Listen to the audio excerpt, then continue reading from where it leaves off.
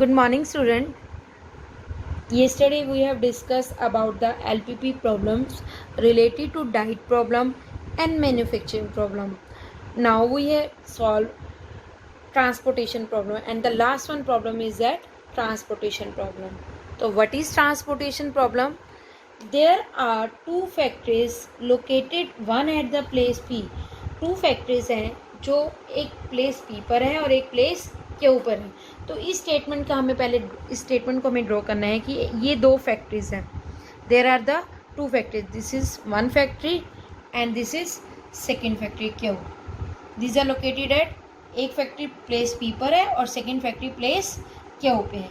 Now a certain commodity is to be delivered to each of the three depots situated at A, B, C.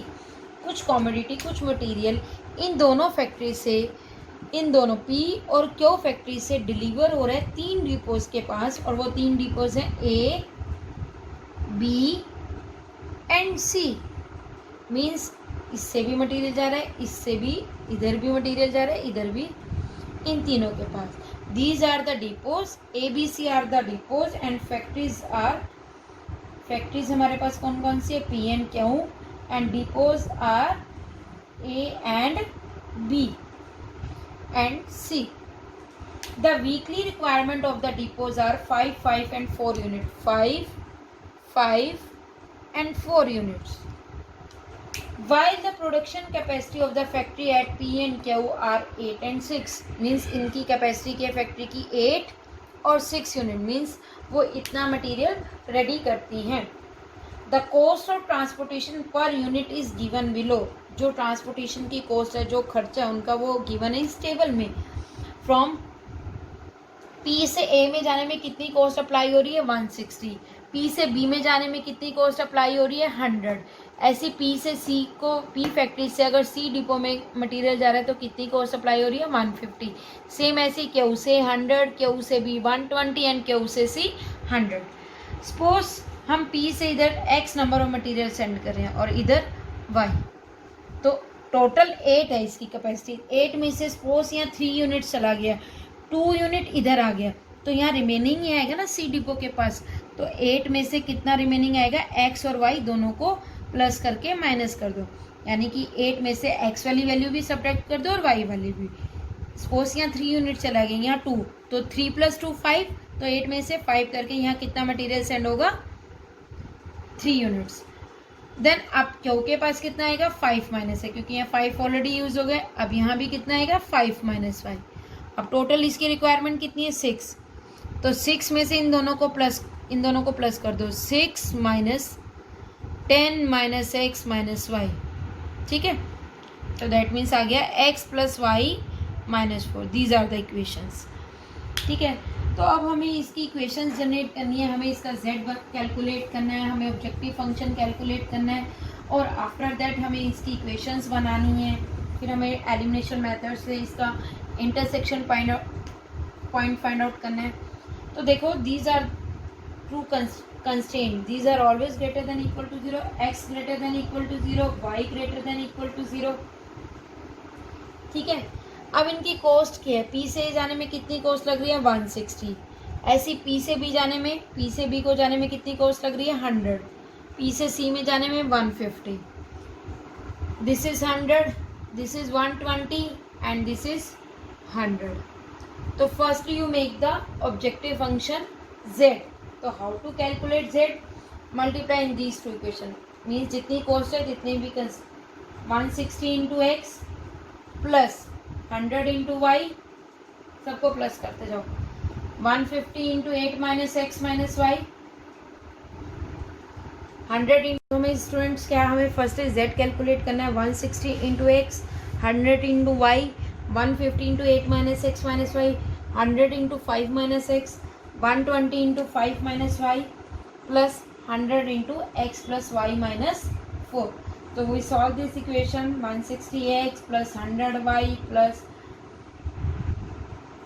1200 minus 150x minus 150y plus 500 minus 100x plus 600 minus 120y plus 100x plus 100y minus 400.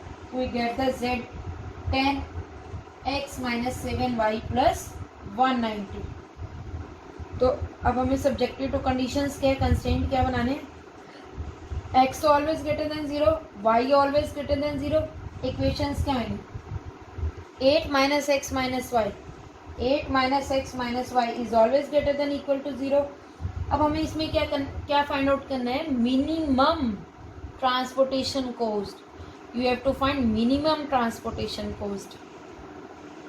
तो x plus Y क्या हो जाएगा, less than equal to 8. एक ये equation आएगी, एक 5 minus X is always greater than equal to 0.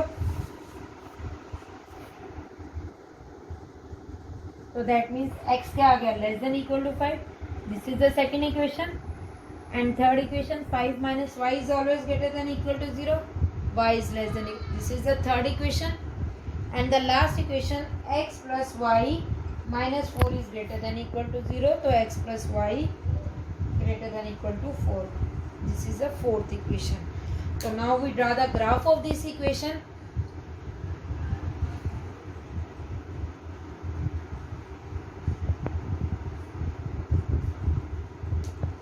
There are the four equations. First equation, x plus y is less than equal to 8, x is less than equal to 5, y is less than equal to 5, and x plus y is greater than equal to 4. These are the four equations. Firstly, draw the table of first equation. X plus y equal to 8, x 0, y 8, y 0, x 8. Next table, x 0, y 4, y 0, x 4. Now we draw the graph of this equation. z भी calculate कर लिया, z किसके equal आया हमारे पास, 10 times of x minus 7y plus 190. And draw the graph.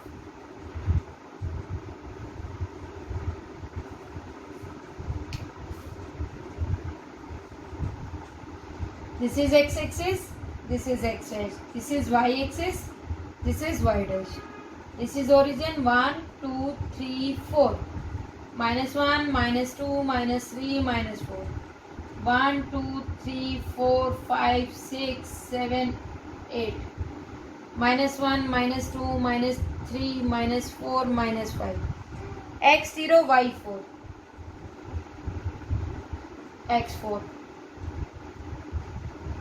Draw the table. इस equation का graph है, इन दोनों का ग्राफ कैसे बनेगा, x equal to 5,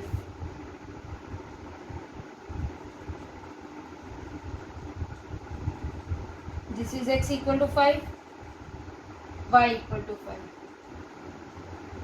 this is y equal to 5, y 8, x 0. Draw the graph of this equation.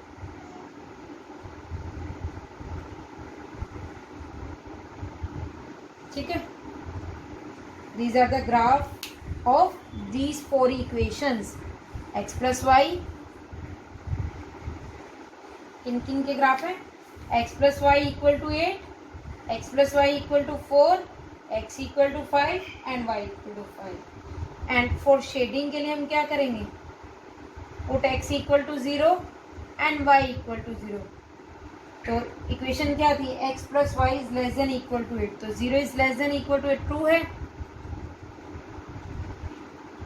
x less than equal to 5, 0 is less than equal to 5, y is less than equal to 5 and x plus Y is greater than equal to 4. तो 0 is greater than equal to 4. This is false.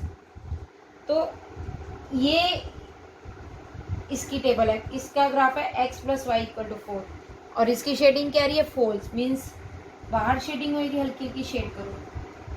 ठीक है, x equal to 5, 0 is less than equal to false, true. तो इसकी shading अंदर होगी, ये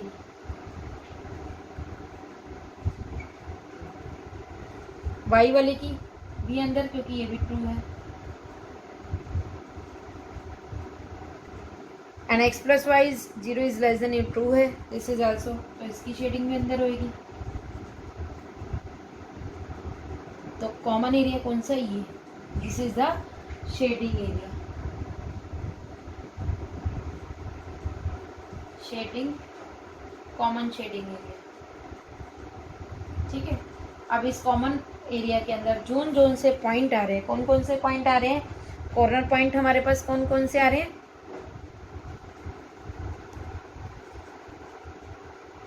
एक point है 0 4, ठीक है, 4 0, और कौन सा पॉइंट आ रहा है 5 0 0 5, and you have to find the intersecting point, जहाँ जहाँ पे वो लाइंस कट करेंगे तो इंटरसेक्टिंग पॉइंट आएंगे 3 5 and 5 3। These values put in the equation z। z की इक्वेशन क्या थी, 10 times of x minus 7y plus 190। तो हम z की इक्वेशन में पुट करेंगे ये सारी वैल्यूज। फर्स्टली हम पुट करते हैं, पॉइंट क्या था 0 4, तो z कितना आ जाएगा 1620, इसमें पुट करेंगे। फिर नेक्स्ट पॉइंट पुट करें 0 5, तो z किसके इक्वल आ जाएगा 1550, इसमें पुट करो। नेक्स्ट पॉइंट पुट करो 3 5, तो z आ जाएगा 1580। नेक्स्ट पॉइंट पुट करो, d पॉइंट इज 5 3, तो z becomes 1740। e point put करो 5 0, तो z becomes 1950। f point put करो 4 0, तो z becomes 1940। But you have to find the minimum transportation cost. तो minimum transportation cost is this, z is minimum at the point 05 and the minimum value is 1550।